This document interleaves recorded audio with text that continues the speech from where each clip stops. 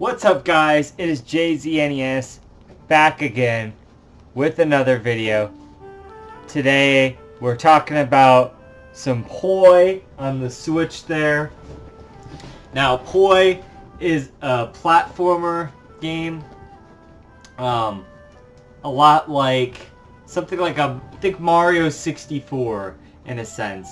And oh, jeez, see, this is what I didn't want to have. I tried to turn that off. Anyway.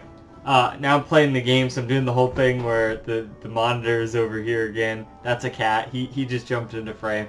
Anyway, it's this cool thing in Poi when you 100% it, where you turn gold and you get a big statue of yourself, which actually the pose and the sort of hair reminds me of Ladybug there, and her statue from the one episode of Ladybug. Anyway, so Poi is a game that's a platformer game. In the vein of Mario 64, so like a 3D platformer, but done a lot better. Now, one of the main innovations here that we've had over a long time, I mean, even like, I don't even know if like the Mario Galaxy games had these, but I'm pretty sure. Anyway, C button, analog stick movement, man. The camera movement. This is all Mario 64 needed to be a good game. I swear to God. Yeah, some polishing on the controls would have been decent as well, but the game controls just hella fucking smooth because you can move the camera fully around you. That is, I can't stress how important of a feature that is for a 3D platformer these days. That makes or breaks the experience of it feeling antiquated in a sense. Now, I am a big fan of the lock behind you R button, which this game also kind of has. That kind of thing, like the Banjo-Kazooie and the Spyro sort of thing, which is a fine system, especially for the time. I'd rather that than nothing, like Mario 64 there. But, you know, this is clearly the superior control, and it's nice that I'm playing this on the Switch controller. I haven't used my Switch in so long, but this controller is just so excellent. I miss it from my days of playing Animal Crossing every day, which I haven't played since last year sometime. Probably since last summer, so it's been a long time. But anyway, I love my Switch controller. Finally charged up my Switch again, got it all fired up there. So that's really nice. This video is sponsored by Ice Water. No, it's not at all. But anyway, I've had this game since I first got my Switch, like a long time ago in like 2018 or whatever. I get it in 2018? It was 2019, I don't remember. I think it was 2018. Anyway, I've had this game pretty much since the beginning of that. I heard good things all the way back then. So, yeah. I've been kind of excited to play it. I got like a little preview of it one time. My friend was playing it. Thank God he brought this game back to me. He never brought my copy of Cave Story back, but that's a thing for a different time there. But yeah, I started playing the game, and the control and the just the kinetic feel of platforming and jumping, and there's a run button, and your roll is really nice. All of that feels really well done. It's simple, but simple is often good in platformers. There's not a whole lot of like variety. There's not like, you know, ground pound or a beak press or any fucking other thing. It's just you platforming. Sometimes like there's your hub world's kind of the sky area, and at first I'm like, oh god, like Skyward Sword, but it's nothing like that. It's actually done a lot better. You get to like fly around this little parachute thing like I'm doing now, and the nice thing about that is you use that for different mini games and stuff later. There's a whole thing about the mini games, which I'll get into a bit here. But yeah, and you get little like aesthetic changes, like costumes and stuff. And one of them, you get this bucket, and it says there's like names for each of them. That one's Hat Kid, and I'm just like, oh, they're referencing A Hat in Time. And there's one that's like Link's hat, and there's this one mission where you have to chase down this guy, and they're like, oh, he's got a big mustache or whatever. It's kind of Mario-esque, so I just thought that was cool. So yeah, this is like, it's just cool. There's little references everywhere, but the movement and the feel of platforming is really solid. And you could do like wall jumps, and you kind of have like a double jump and almost like a triple jump too, sort of. There's no real long jump, but you can roll jump as well, so that kind of helps. But yeah, you have like really nice mobility on walls. You can kind of scale up them to an extent with your jumps, you know, but it's not broken to the sense where you can just keep scaling the wall. It's very balanced, and I really like that. So the movement and the feel of the game is pretty top-notch. There are a few things that are just kind of odd, but they're few and far between. They're mostly based on the environment stuff. There's some annoying parts in the final level of the Crystal Caverns there. And the final boss in particular, with the aiming this cannon that you've like never had to use anything like it previously, was a little odd and not exactly the best moment for the game there. There were two other things I wanted to complain about quick, but the rest of this should be pretty much positive. One of the things, this game kind of feels like a lot of the other platformers, and especially 3D platformers, but even 2D as well. They've taken a lot of things from a lot of other platformers, such as Mario, in the level design and whatnot, which I'll get to here in a second. But one of the things is that when you get hit, you have coins, and when you get hit, you lose a few of those coins, and you have very limited amount of health as well. You only have 3 hits at first, and you can buy an additional heart piece. And I thought, oh, okay, so I'll be able to buy a bunch of heart pieces, but it's really just the one heart piece, so you only ever get 4 hits throughout the game. And not every enemy does like 1 peg of damage or anything, but yeah, so that kind of sucks. But also, it's fine. It's balanced and it's challenging enough. Now, one thing that they did do was there's not a live system, but there is like you can lose a life, obviously, by losing all of your hearts. And what that does is it'll put you basically back at your last checkpoint unscathed. Like you'll pretty much have, for the most part, it kind of depends on the level. Or if it's like a challenge level, not every time your checkpoints will save like all of your keys or whatever on like the challenge levels, but for the most part, it'll save most of your progress from the level, like if you did something significant, the checkpoints will. But if you have to start over on another life by losing your very minimal amount of hits, you lose all of your coins, not even half of your coins, like in Dragon Quest or something, all of your coins, which isn't so bad. All of the coins that you've gathered in that level. You have a total bank of coins that you can have outside of the level, and what that entails is that you've taken the coins and finished a level or exited a level, and you gain all of those coins. And coins can be used to buy a whole bunch of stuff, like there's little power-ups and items. You have like a shovel that can dig you up fossils, which is a whole nother collectible. You have like a camera where you can take pictures of enemies, and that's a whole part of a side quest. There's so many side quests and little extra things to do. I don't want to get into that here in a second. But like I said, the heart piece. But not only that, you can buy challenge levels, and you can buy, use it as currency to play the challenge levels, or like the extra levels. Not play the challenge levels, but you play the extra levels that aren't the, that are more the mini games and whatnot. You need money to pay for that.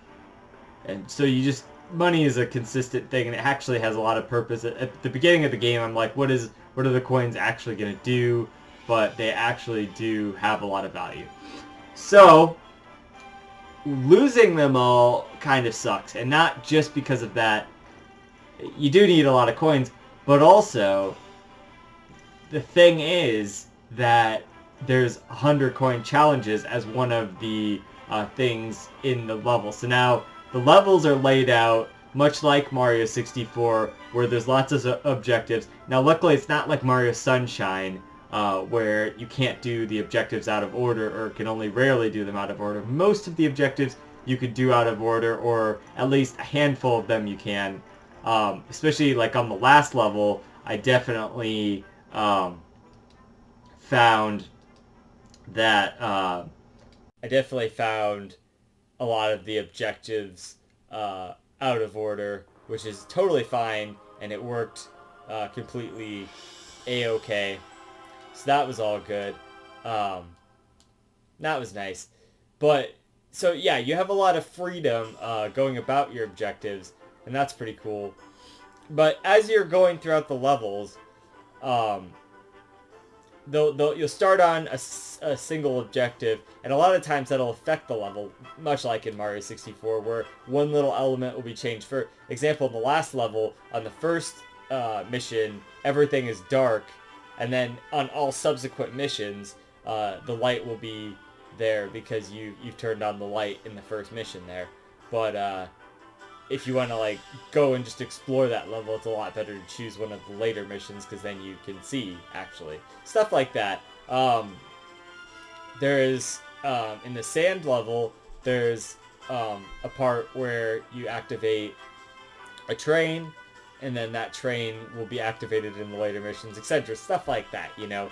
Like you ring a bell, the bell will be ringing in the tower in the later missions. Just little things like that, and they affect things and help things, and they'll open up paths and stuff like that that you couldn't previously access. So yeah, so they've changed the level design with little things like that, and that's just cool. I like how you can do the things in order, or you can do them out of order, and after a certain amount of medals, which are kind of your collectible in this game, explorer medals, you can go and progress. They're the main collectibles, I should say. You know, they're your power stars or your jiggies, that kind of thing. You can progress to the next world. There's 4 worlds, which doesn't sound like a lot, but it is kind of a lot because there's a lot of side content. It's a lot like Majora's Mask when you think about it like that. Like the 4 worlds are there, and there's a lot of content in those worlds, but also the side content adds up to a lot of your playtime as well. So exploring the 4 worlds, you can do it kind of out of order once you've collected enough medallions, and you can do that basically by just doing the side content, really. You could collect it. I collected enough medallions just by doing the side content to unlock the final level without having even stepped foot in levels 2 or 3. And I think mostly just completing the first level there. So yeah, so that's pretty cool. So it's a lot of freedom in the way you go about tackling the game, and I really enjoy that. I hate it when platformers are like Super Mario Sunshine, where they just don't give you any freedom to do anything with your with everything there, and it just kind of railroads you to the one linear path. I like freedom, but not too free. I like to still have goals like that I could be accomplishing, you know, and not on Skyrim levels where I'm trying to look for a million different things, or I can go to a million different things. This is just enough things to keep you busy, but like also enough things so you don't feel overwhelmed. So you have your main 4 levels. Within those levels, there's fossils. There's 8 fossils in each level, which you need the shovel to dig up. So that's one collectible. And collecting all these collectibles pushes you towards getting in the overworld, the sky there.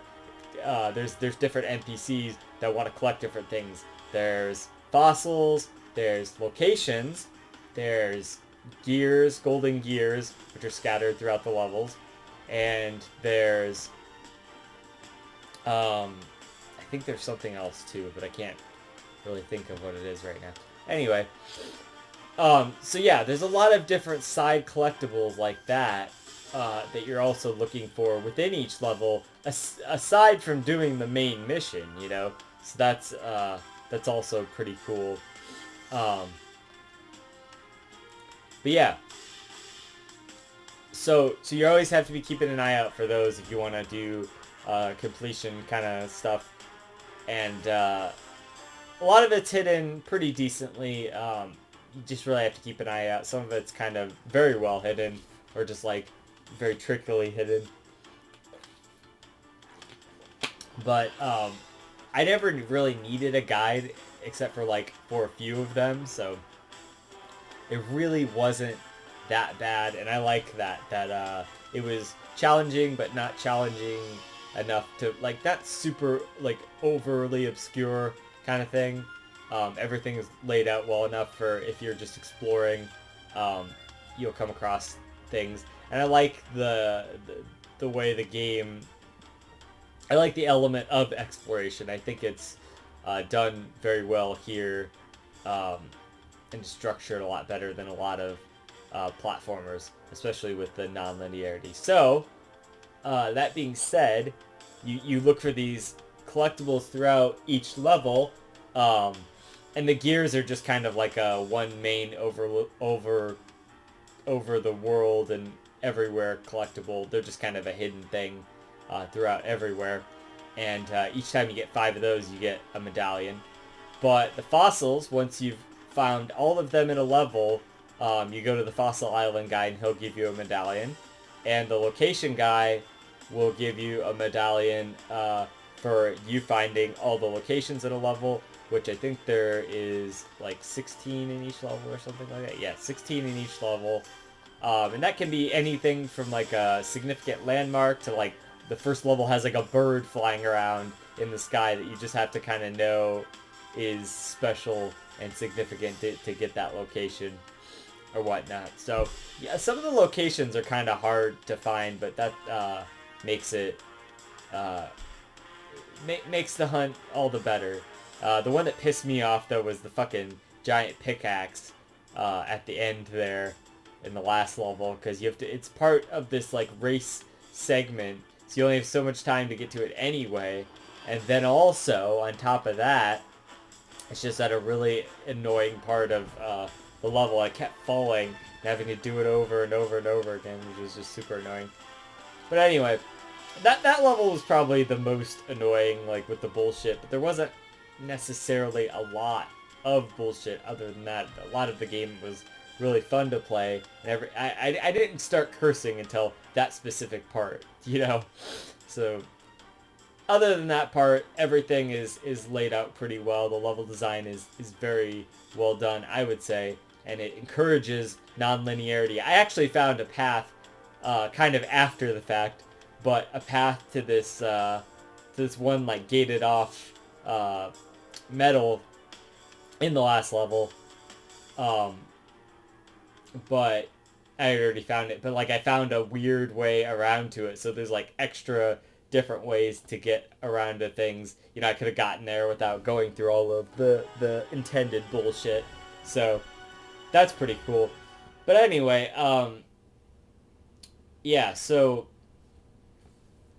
within the levels, you find all of that stuff, and a lot of it's well hidden. But you have this compass that you can buy from the merchant guy there at the beginning. Not the merchant, but the old man who's like ship you're on the whole time. But yeah, he sells you a compass, and it's just this little waypoint kind of indicator at the bottom of the screen, and it's got either characters or like it'll have a little fossil thing for fossils if you're in the level or whatnot, and it'll have like just location markers, so you know like when you're getting near one and stuff. It's just very helpful for your exploration, so I definitely like that. And it has little, you know, obviously north, south, and west. You kind of always have a relative place of where you're going, and it makes things a lot easier to kind of feel out where things are. So that's nice. So, yeah. So, Um, but yeah, there's four levels plus there's a forest level, which isn't quite as expansive as some of the other levels and doesn't have a lot of the more mission structures of the other levels. When I say missions, it's mostly like just get here, get this thing, find this guy kind of thing. It's really nothing too heavy. No puzzly elements or anything for the most part. Some have a little bit of that, but it's not too bad. Um, but I like that. It just keeps things kind of simple, but like it's all really well done, and I very much appreciate that. It's just a lot of fun to play and go around looking for stuff, and very solid for platforming and whatnot. So a main chunk of the game is the mini games. Actually, I should talk. I guess I'll finish up on the levels and stuff first. So the levels, like I said, each of them have like 6 missions, and then you get your is it 6 missions or is it 7 missions? Actually, I should look at that. So 1, 2, 3, 4, 5, 6.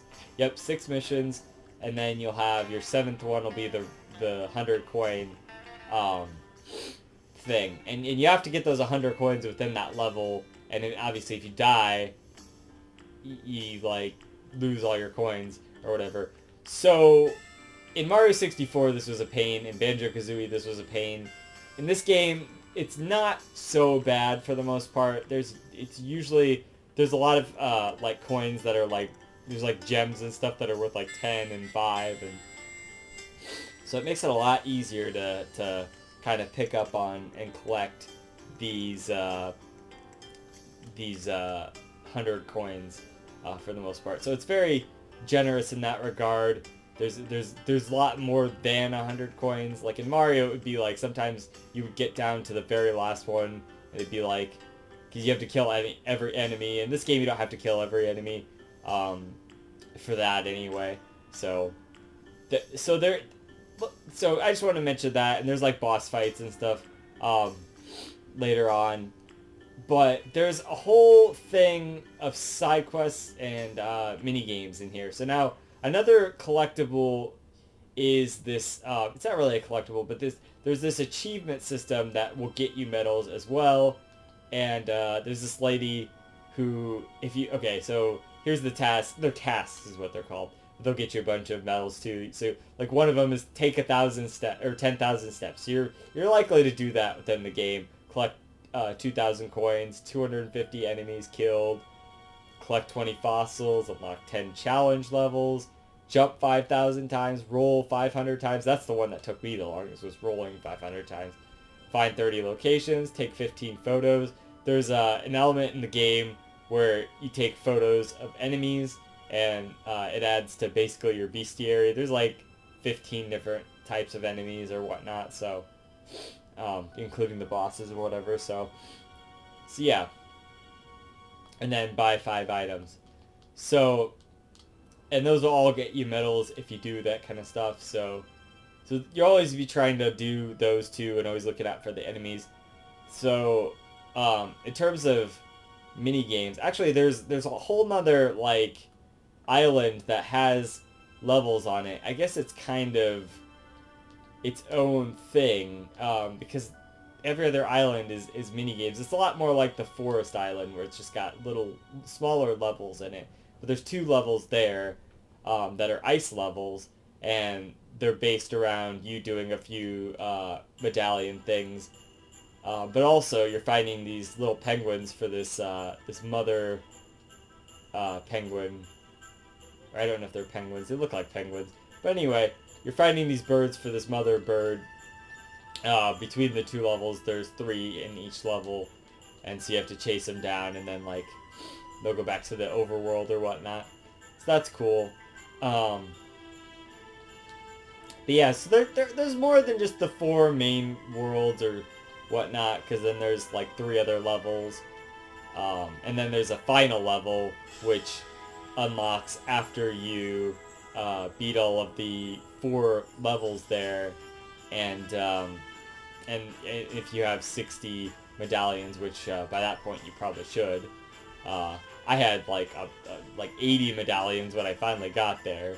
So, and there's 100 in the game, and then there's also 50 gear medals, which contributes towards your 100 to 1, sorry, medallions. You get a 101st medallion once you finish all the other ones. But, yeah. So there's that. So there's a lot of content there, and that final level takes, like about an hour or something, then you fight the final boss or whatever. So, yeah. But the mini games, so there's 4 different sets of mini games. There's a flying one where you fly through rings. It's much better than Superman 64, I promise you. There's a fossil hunter one where you basically just dig, and then some of the spaces have bombs, and it'll tell you if you're near a bomb or if you're near a fossil. That one's pretty easy. Nothing much to that one. There is one that's like a maze. It's basically that side quest from Majora's Mask. Not side quest, but when you go to the Pinnacle Rock and you have to follow the signs or whatever, you basically just do that. Actually, kind of like the I think, don't they have that in the desert in Ocarina of Time as well? But anyway, I always think of the Majora's Mask one at Pinnacle Rock there. So there's that. And that one can be kind of challenging, but I made it through fine. None of them are like extremely challenging. They're just like, you just run out of time basically and just have to try again kind of thing is the hardest part. And then there's basically an arena one where you have to fight a bunch of enemies, and that'll get you through. So each of those have 3 challenges, an easy, hard, and normal mode there, and each of them will get you 1 medallion. And then, yeah, so there's a bunch of medallions there. Then there's the challenge levels, which are basically extra little levels. Think the sunshine, like, secret levels, like, that you would get, those kind of challenge levels. It's a lot like that. Or, like, I think they had some of these in, like Mario Galaxy. There would be, like, challenge levels, I think, or maybe it was Mario 3D World. One of them did that, I remember. Maybe it was Mario 3D Land. I don't know.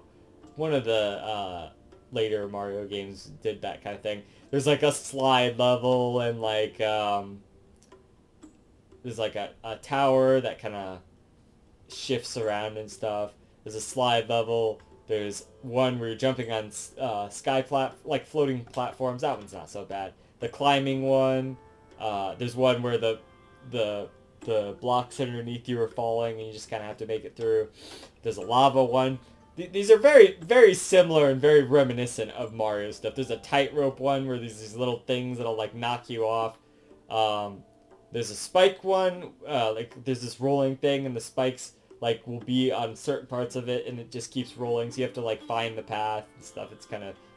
There's a snowball one, which sucks because every time you get hit by one of the snowballs, you just like fall all the way back down. So that one's probably my least favorite out of all of them. And Conveyor Chaos, which like you're on these conveyor belts and these like spike things are spinning at you the whole time. It's ridiculous.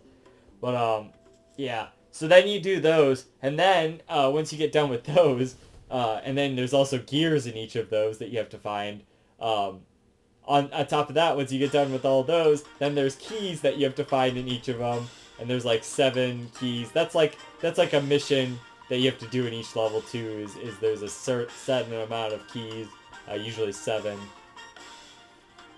that you'll have to find throughout the level, kind of thing.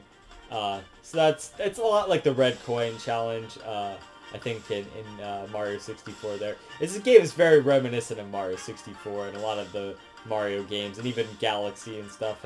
But I like that because it takes all the best elements of those games and makes it into its own thing. And I think that's definitely really cool.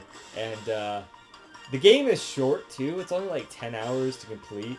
And I think that's very special because I hate when games take forever. This is... that's what's really nice about this game is it's just a kind of quick get in and get out thing. I played for like 7 hours yesterday, and I just finished the last few hours today, and definitely had a good time playing it the whole time. It's just fun to run around in, because that's what I've been doing this whole video, is just running around and floating around in the sky, kind of trying to remember everything. But yeah, so yeah, all of that adds up to a lot of content for you to, a lot of collectibles, a lot of things to look out for, and a lot of secrets, and a lot of extra little stuff to keep you busy, little mini games and whatnot. And that all adds up to you having a good time and collecting all the medallions, and a fulfilling sort of collectathon experience. If you collect all the medallions, like I said, there's a golden statue for you, and you can turn gold there, which is pretty cool. So, yeah. So, the game is very good gameplay-wise, and there's a lot of content to it. And it can be very replayable. I would have fun just replaying this in a different way, and trying to like figure out the best way to get through, or just like playing the stuff out of order for once, because I played it kind of all in order this time. So yeah, so I could definitely see myself going back to this game one day, because it's just a lot of fun to play. And, you know, sort of like a Spyro thing. Every now and again, I just have to sit down and beat the first Spyro 100% and just really go for it. And I could see myself doing that with this game. Maybe not to the extent that I love to replay Spyro. I don't know if I'll get the itch right away to replay this one, but sometimes I just get this itch. I just got to play that first Spyro game, because it's one of my favorite platformer games. So yeah. Lot of great content to keep you busy there. So, but it doesn't feel like busy work. It all feels satisfying and rewarding. And it feels like you're always progressing and whatnot. In terms of everything else, the graphical style is really good. I mean, this is like I think like an indie game for sure, or at least a small company made this game. So yeah, graphically it looks really nice and crisp, and you know, it can look a whole lot better, I'm sure, but I like it. I like the aesthetic. I like all the enemy designs, and I like the character designs. I think everything stands out, and it's all cute and vibrant and colorful for sure. I definitely appreciate that aspect of it. It has that indie feel to it, but I do definitely appreciate it. And the music definitely is, it changes a lot over the course of the game. It has the subtle pieces like this one, but a lot of the time it's just high energy, or just it has all the right feels. It's not anything as like amazing as like Banjo-Kazooie, but it's like it's still really good for a platforming game. You know, if you're gonna have a 3D platform, you gotta have good music. That's just, you know, Rare set that standard there. It's the truth of the matter, and this game certainly has a listenable soundtrack, and I find it very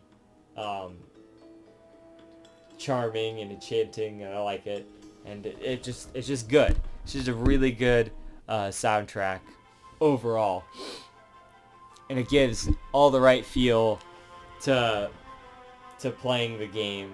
So yeah, like the soundtrack, like the graphical style there, the aesthetic. And for a portable game, you know, because the Switch is portable, I think this is a good experience of a game that you can just take with you. A lot of little, like you could just play the mini games, or just do like one little thing in the level. There's always something to explore, and you can get in and get out quickly, so that's nice. Or if you want to play for a long time, you can do that too. So I find that all really good. And I don't know what to say other than that. It's just a really solid platforming game. I really enjoy it a lot. I just had a really fun time with it. I had a lot of fun just playing it. I immediately got kind of invested in just playing the game and 100%ing it, you know? So, and that's a doable thing, so I would definitely recommend 100%ing it and just going through and just having a good old time. Seeing what the game has to offer. And there's New Game Plus apparently, which makes it harder and stuff, so there you go. There's some replay value. I like this game a lot. Poi here for the Switch. I'm going to give it a 9.2 out of 10. So yeah, great game, very good game. I would definitely recommend it. So until next time, this has been JZNES saying keep it classic, stick around for more reviews, underrated games, and I'll see you guys in the next one. JZ out.